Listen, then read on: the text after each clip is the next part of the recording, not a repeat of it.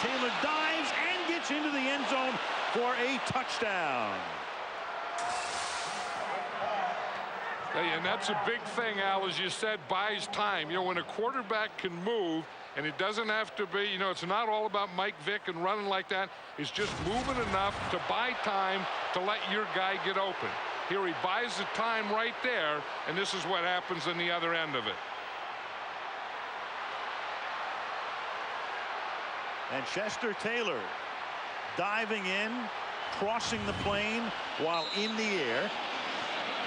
And the extra point now for Matt Stover to tie the game. So each team goes down the field and scores on its opening drive. This drive, 73 yards, 9 plays in a little more than 4 minutes. Late first quarter, Baltimore 7, Pittsburgh 7.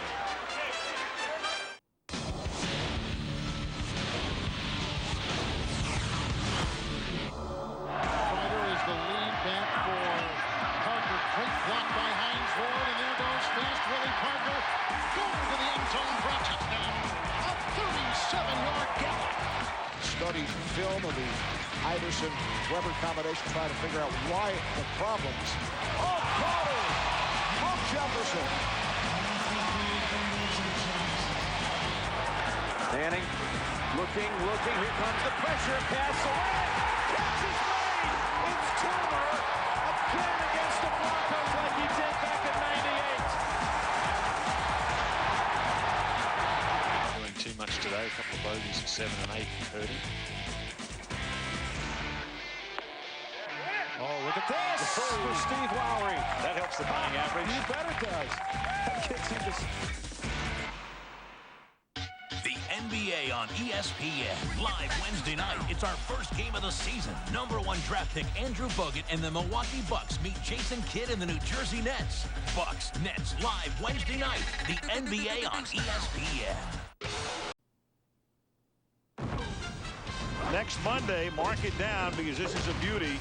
Indianapolis, undefeated, going to New England. The Patriots have been their nemesis. Will be in Foxborough. Indy at New England on Monday Night Football a week from tonight.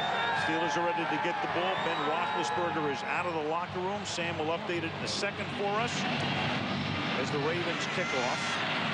Aaron Allen sends it down to the 3-yard line. Quincy Morgan up past the 30.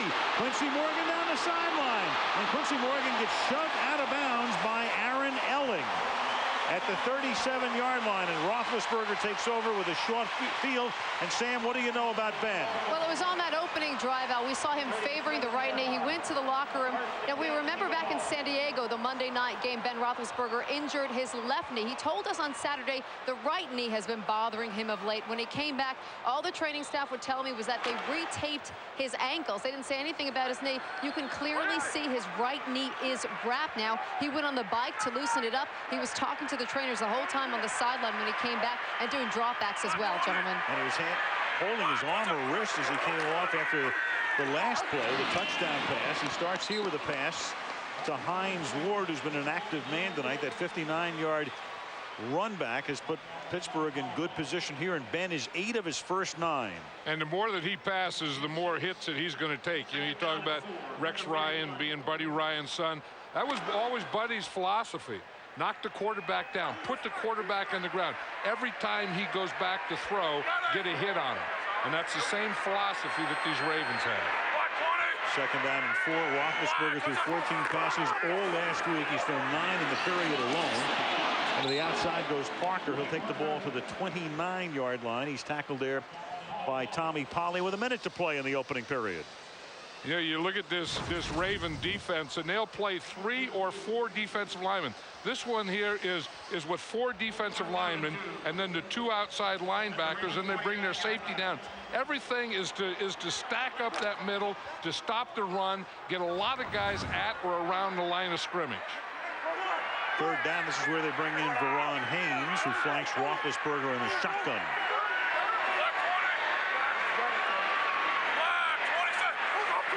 set Heath Miller up on the right side. Roethlisberger under pressure, runs into his own man. He is tough to bring down, but they do bring him down. And it is Kelly Gregg who brings him down, sacks him, and makes it 4th down.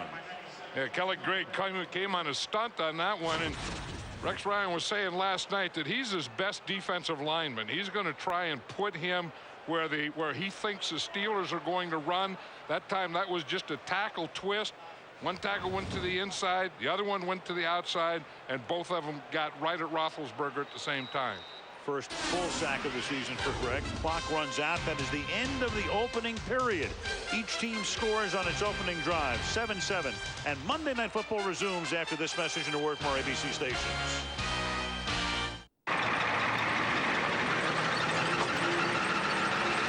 Thanks, guys. Hey, hey, hey! That was my car. Oh, that was your car. Well, this is my parking spot. I park here every day.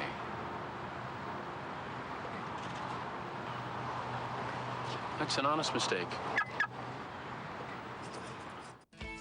The Champions Tour presents the 2005 Administaff Small Business Classic. Augusta Pines Golf Club was home to the second win in 2005 by Zimbabwe native Mark McNulty. McNulty had 2 eagles on the day, giving him a tournament-leading 4 for the week. His pinpoint accuracy with an iron on the 16th hole set up a short birdie that gave him the lead for good. The 55-year-old sealed the deal with another birdie on the 18th hole for a final round 6 under 66. It was McNulty's 5th career Champions Tour title and 55th win worldwide. The win also moves McNulty to 4th in the Charles Schwab Cup race with just 2 events to go. Congratulations, Mark McNulty, the 2005 Administaff Small Business Classic champion. Back to Pittsburgh, the Duquesne incline, take you right up to Mount Washington and a lot of great restaurants. And across the river, the Ohio River, Heinz Field as we start the second quarter. Al Michaels, John Madden, and Sam Ryan. It's a 4th down at the 34-yard line, and Pittsburgh lines up to go for it. Ben Roethlisberger can also punt out of this formation, and he'll do it left-footed, and he does it right here. He throws right, he kicks left, and how about that?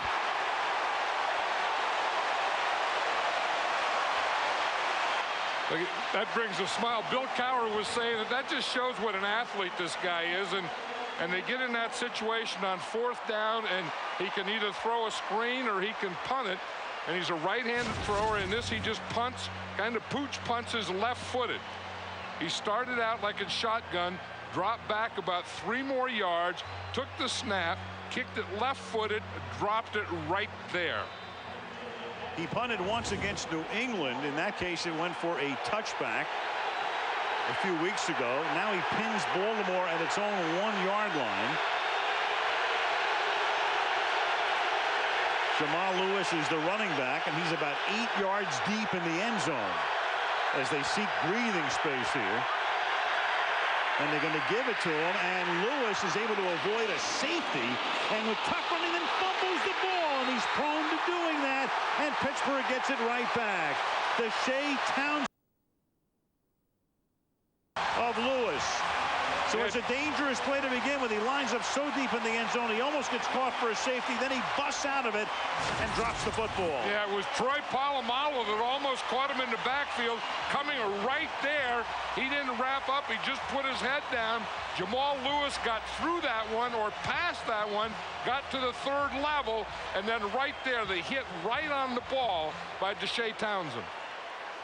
Well, he gets through him. There aren't a lot of people in black shirts down the field. That could have been your 99 yards and a half run. Shea Townsend sacrificed his body on that one because he was going to get run over, and he did, but he put his helmet right on the ball. Recovery by Ike Taylor. Pittsburgh back in business at the 12-yard line. The bus is in. Among active backs in terms of fumbling, we said that Jamal Lewis is prone to that, and that's a list that you don't want to be on. Travis Henry fumbles once per 46.1 carries. And there's Jamal on that list. Of course, you have some pretty good backs on that list. Tiki Barber is number 2. You know, and a lot of times, you know, they want him to be more physical and to be aggressive. And sometimes when you are more physical and more aggressive, you stay up longer and they get more hits on you. Play fake, Roethlisberger to the end zone, and that's knocked away by Chris McAllister. I'll tell you, the Ravens have two good corners, Chris McAllister and Samari Rolle, and they put a lot of pressure on them. You know, we talk about how they want to stop the run. They're ganging up in the run, so they'd say, okay, you two corners are going to have to be lock-on corners to these receivers and take them man-to-man.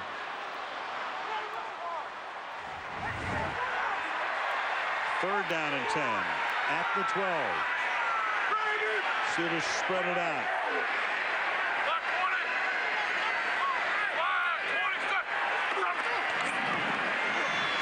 Roethlisberger again buying time under pressure, and he can't get rid of the ball. Roethlisberger moving to his right. Peter Boulware, who comes in as a rush specialist, and Terrell Suggs are there for the sack. That's the thing, when you have speed rushers, then you can do this. He has pretty good time there. He could step up in the pocket. I don't know what he saw that made him go out here to the right, but when you start that with this Raven defense, they have about 3 or 4 guys on that rush team that can catch you. That's a 12-yard sack, and Jeff Reed will come in to attempt a 42-yard field goal. That was great defense by the Ravens. Officially, it'll be 41. Barducky puts it down, and Reed's kick is just inside the right upright. So Lewis fumbles, and the Steelers take the lead. Pittsburgh.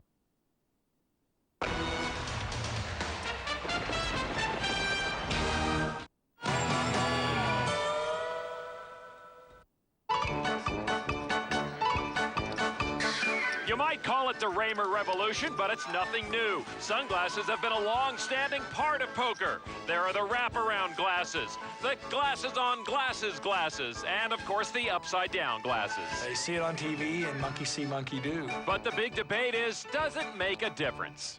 Yes, it does. It's probably not true. Yeah, absolutely. No comment. Kind of depends. People who think they're fooling you with sunglasses really aren't. I don't think that's really that big a deal. What I like about the sunglasses is I really don't have to worry too much about what's happening with my eyes. A lot of the neophytes that come in, they're wearing dark wraparound things, and to me, that says fear. He's a scaredy cat. When you shift your eyes left or right, it can signal strength or weakness. And now you can't tell where I'm looking. You have to admit, people just look cool in sunglasses. I love it. Al and John, trick or treat.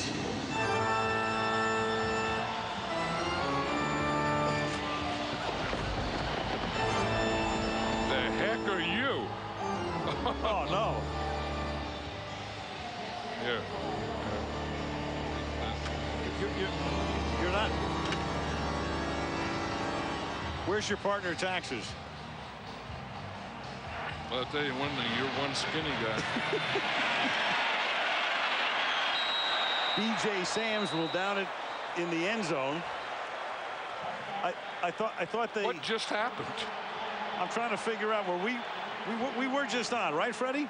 That was Halloween. Yeah. And who was that? The Grim Reaper? That's the Grim. We got tricked. Well, he was a Grim Reaper, all right. Whew. I wish the guy would have at least brought in some candy corn or something. That's the only thing Halloween's good for. It was trick. We had to give him the treat, but there's not a heck of a lot here. This is kind of a dry booth here. Yes, it is. Halloween night here in Pittsburgh at the 20-yard line. The Baltimore Ravens with Chester Taylor, who scored the touchdown in the backfield.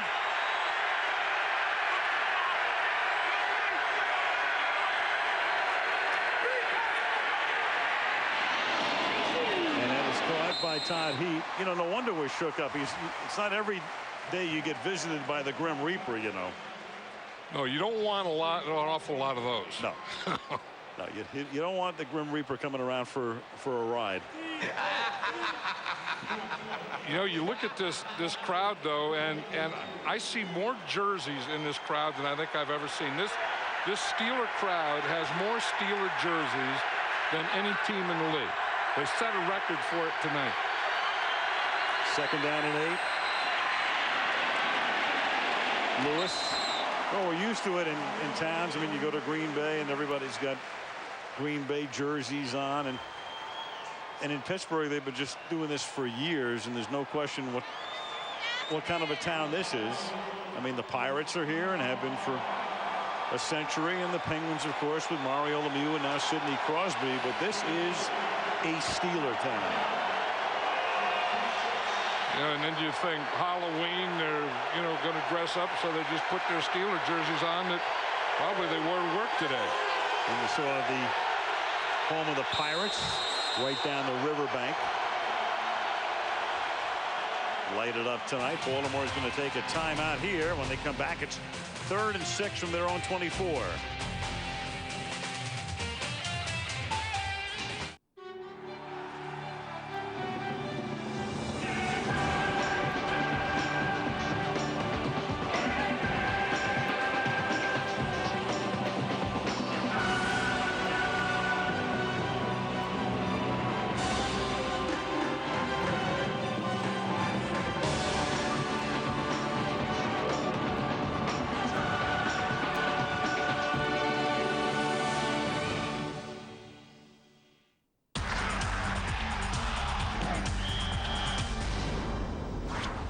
The line of scrimmage is the imaginary line where the ball is placed before each play.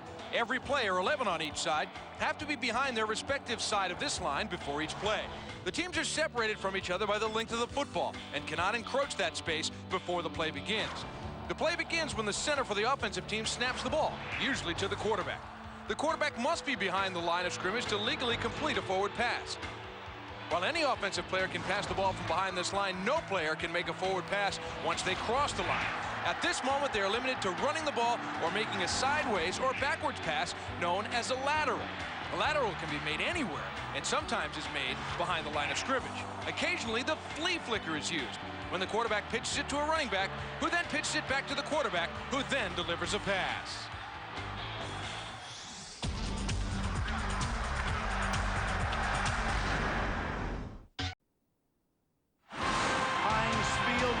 Riverbank as this crowd gets ready for the Pittsburgh Steelers taking on the Baltimore Ravens on Monday Night Football.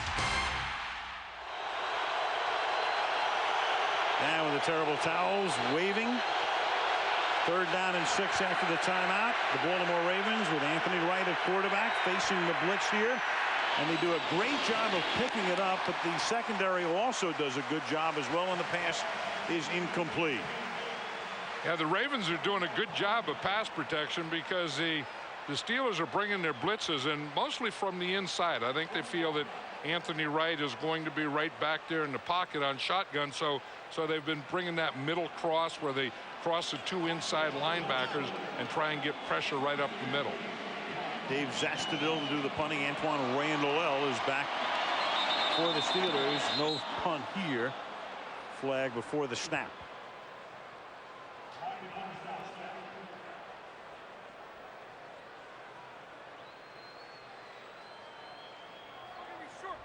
Neutral zone, infraction number 81, jumped into the neutral zone, number 81, 5-yard penalty, still 4th down.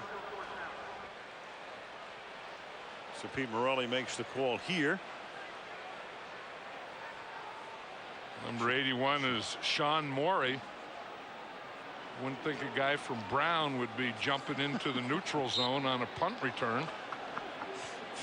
That's a great point. His parents sent him to Brown. They're so proud. Oh, my kid got in Brown, went to Brown, graduated from Brown. And what the heck's he jumping in the neutral zone for on a punt return? First ever.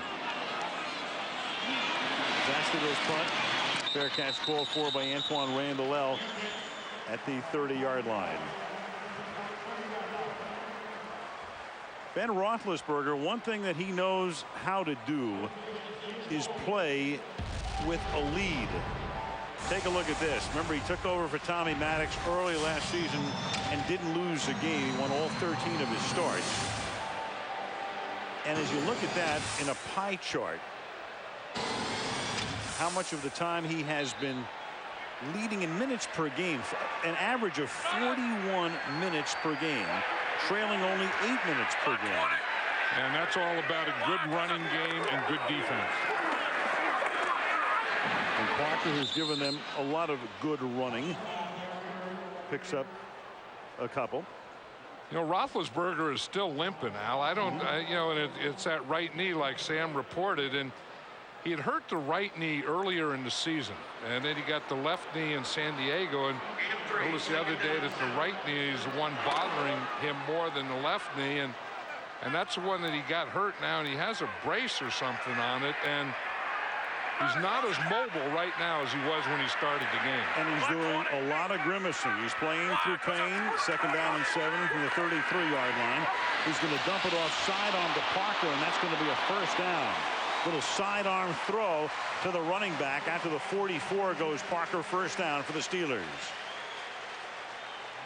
They invited Terrell Suggs to come right up the field, and then they throw that screen. And Ben Roethlisberger is good at throwing different angles. You know, watch, they invite 55 Suggs up the field, and then right after he gets by the running back, Roethlisberger just gives it to him sidearm. And you had a guy like Willie Parker with that kind of speed. That's a pretty good play. Parker again. To the outside he goes. And that's what Power loves about him. He may start out inside, but he has that ability to keep working outside, work around the edge, get around the corner, as he does right there. And he picks up a 1st down on a gain of 16. You know, and that's why you have to be ready for Jerome Bettis inside, and then you get Willie Parker outside. It's the same type of run. You know, it's a power off tackle. It's not an outside run, but he takes it up in that 6-hole, then bounces it out to the 8-hole. At the 41-yard line now, Parker's carried 6 times for 36 yards. His 7th carry for only a couple. Dwan Edwards makes the hit. We go to Sam. You hear about the legend of Willie Parker. Wasn't drafted, tremendous speed. He actually got his speed in an unorthodox way, racing dogs. It's something he doesn't like to talk about, but I spoke to his dad, Willie Parker Sr. He said his cousin has a pit bull named Tyson. He would line up next to the dog. His cousin would blow the whistle. They would both run full speed. He would race the dog. Never beat him, though, gentlemen. Now, I'd really be impressed if it was a greyhound. Well, so what would happen when the pit bull caught him? That's why you're running, because you don't want to be caught by the pit bull. Absolutely. 2nd down and 8. Roethlisberger buys a lot of time, then throws incomplete through the hands of Antoine Randall L. I think we'd all be a little faster racing a pit bull. Well, pit bull's chasing you, man. You get up and go. You hoof it. That was pretty good coverage, because Ben Roethlisberger has time here. He has good time to find his guy, and he drills it in there, but is just a little behind Antoine Randall L. You look at the coverage. The Ravens that time had real good coverage. Earlier, they were getting very good pressure, not as much coverage. That time they had not much pressure, but very good coverage. 3rd down and 8 at the 39-yard line. The blitz is picked up, and Roethlisberger has that pass intercepted. Adalius Thomas intercepts and brings the ball across the 50 and into Pittsburgh territory. And that time, Deion Sanders blitzed. So Thomas with the pick. Baltimore's in business. 9-11 to the half. Pittsburgh's lead, 10-7.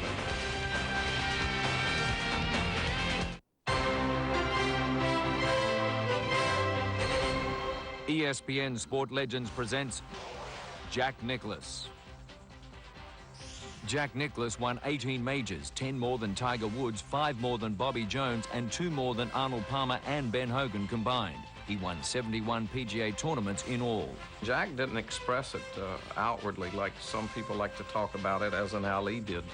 Jack's was just a quiet confidence. You knew from his movement and his action, he knew that he was the best. I was sitting with Jerry Pate, and Nicholas comes through the locker room, doesn't say anything to anybody.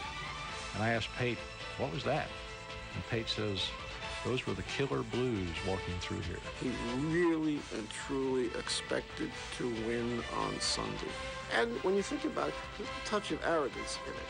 But the attitude was, the rest of them are going to choke, and I'm not. The NBA on ESPN. Live Wednesday night. It's our first game of the season. #1 draft pick Andrew Bogut and the Milwaukee Bucks meet Jason Kidd and the New Jersey Nets. Bucks, Nets, live Wednesday night. The NBA on ESPN. As if 86 years... Ben Roethlisberger has been down this road before. He's thrown only 2 picks this year. But last year, when he came in to relieve Tommy Maddox in the second week of the season in his NFL debut, his second pass was intercepted by Adalius Thomas. Here's Lewis. So before Roethlisberger had ever thrown an NFL completion, he'd had a pass intercepted by Adalius Thomas, who does it here. And you see why he didn't see Adalius Thomas. He's right here. He's down as a defensive end, a rush guy. They're going to bring the blitz from the other side.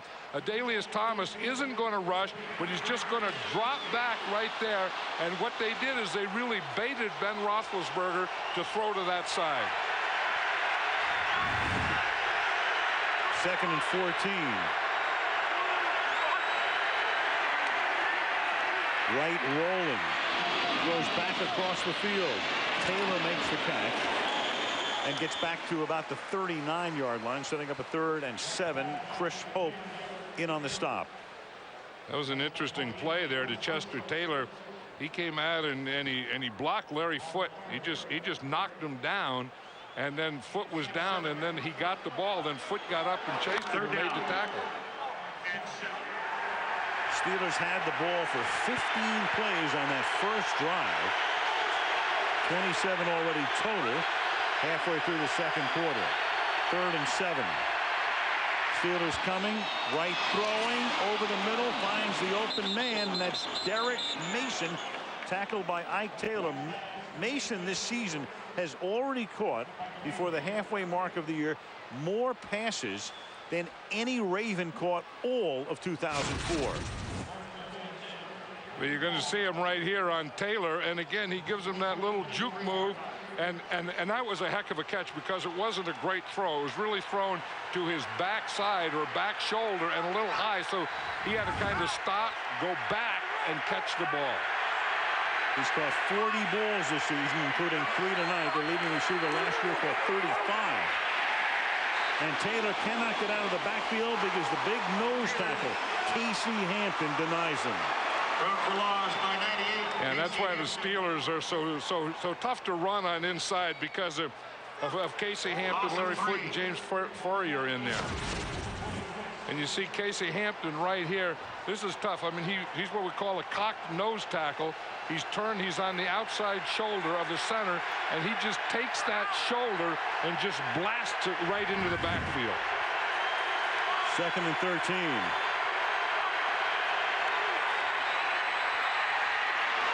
Right to the sideline, and he finds a wide open Todd Heap. And Heap, one of his favorite receivers, and Heap comes away slightly gimpy, and rarely does Heap get that open. Well, they had that one earlier, and they just came back to it because Todd Heap had been open a couple times. Remember the one going the other way? He was wide open in the end zone, and here he starts inside and runs a swing pass from the tight end position. You have the 2 outside guys coming to the inside, and then Todd Heap going up the outside. You'd think he'd get more attention. Great pass catching tight end, big part of their offense. 1st and goal from the 4-yard line. Lewis. Foote grabs him from behind, takes him down. You know, that's why Jamal Lewis sometimes doesn't look real physical when he gets caught in the backfield, because he takes such short steps. You know, and that's the way he gets through the line. That's the way he keeps his power. That's the way he runs. And then when he gets to the 2nd and 3rd level, he'll open up his stride. But when he takes these short little steps like this, and he gets caught taking short steps, he doesn't look like an aggressive physical runner. Second and goal from the 4-yard line. Good protection, but nobody is there, nobody at all.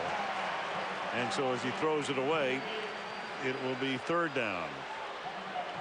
Well, he had very good protection, and there was just no one open. So he did the smart thing. When you get down here, you know, even if you don't get a touchdown, you're in great field position for a field goal.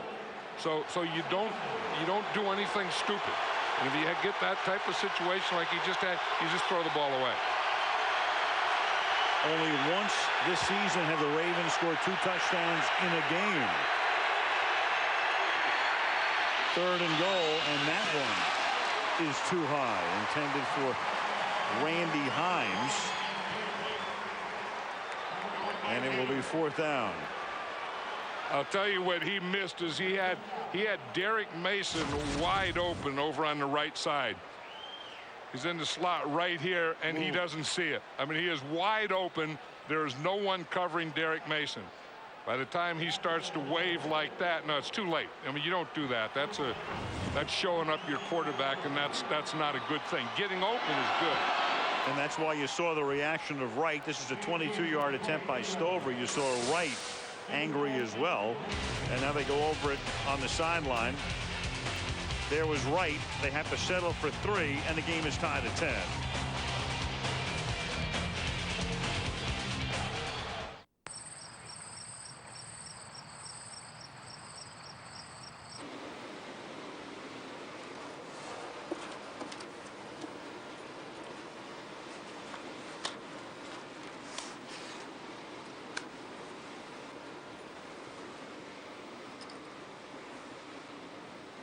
I'm in.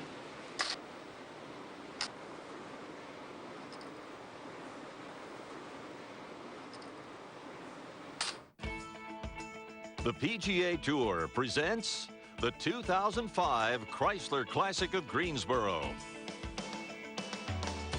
It was smooth sailing all day for KJ Choi at Forest Oaks Country Club.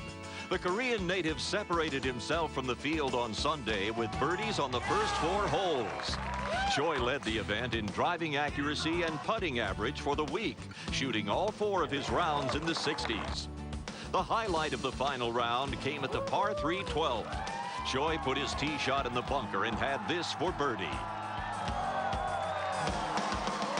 The 35-year-old collected his first win in more than 3 years, vaulting into 33rd on the PGA Tour money list, ever so close to the season-ending Tour Championship. Congratulations, KJ Choi, the 2005 Chrysler Classic of Greensboro champion. Next Monday, one of the biggest games of the year, Indianapolis goes to New England. Colts try to go to 8-0. Sunday night on ESPN, the Eagles against the Redskins in the crazy NFC East, where the Giants had that big win yesterday. Deion Sanders on the bench. Deion, an extra defensive back. It's funny, people have said to me this year, hey, is Deion still playing? And for a guy who was everywhere, as a fumble by Coakley at the 28-yard line results in, after Dale Carter created it, the Ravens are running off the field as if they have recovered, but there's been no sign yet from any of the officials. That ball can change hands 3 or 4 times, but it is a Ravens ball. Winds up with the Ravens, and so the Baltimore Ravens with Roderick Green. The fumble recovery. Carter came in to hit him. The fumble by Coakley, who was inactive last week, as he got jarred, and Baltimore is back in business. I tell you, this Raven team has really come in to hit tonight. Yeah, we've seen it on defense. Here it is on special teams. Just, you know, a solid hit right on the ball, knocking it out of there. They have come to play an aggressive, tough game against the Steelers, and it's always that kind of game. You know, I mean, even, you know, the Steelers were saying it's a rivalry game. You have to throw out the records. It's always physical, and We are seeing that in this first half. Dale Carter, longtime defensive back, Pro Bowler, 12 years in the league. Missed last year. The blood clot in his lung on special teams here creates the turnover, and Wright takes the play clock all the way to 1 and will throw for the end zone, and it is caught in the end zone but out of bounds. Randy Himes, the tall 6'3" receiver. Ike Taylor with the coverage, but he was on the chalk, and it's incomplete. And Anthony Wright was telling us last night that he feels so comfortable with Randy Himes because when he was a backup and they were running scout teams, he probably threw more passes to Randy Himes than to anyone else. That one was just about 3 yards too much to the right. And John, you suggested at the very top, Baltimore would have to get the ball downfield all season long. Wright had thrown only one pass in any first half of any game that was more than 20 yards downfield. Until tonight, Jamal Lewis takes that one to the 26-yard line. Yeah, and then the defenses see that and they know, okay, if you're not going to throw deep, if you're just going to throw short and you're just going to run the ball, then we'll just get our deep.